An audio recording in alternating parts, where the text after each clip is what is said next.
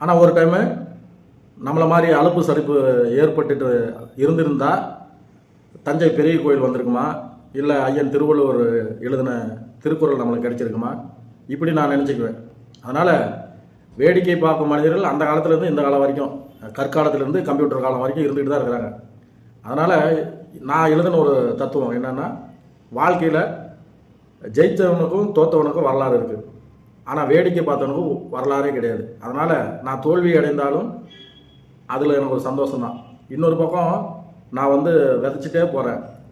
முளைத்தால் மரம், இல்லை என்றால் உரம் அப்படின்னாரு மாவீரன் சேகுவேரா அவர்கள். அந்த மாதிரி என்னுடைய, அதாவது உழைக்காமல் தேய்வதை விட, துருப்பிரித்து தேய்வதை விட உழைத்து தேய்வதே மேல் என்கிறது தான் என்னுடைய கான்செப்ட்.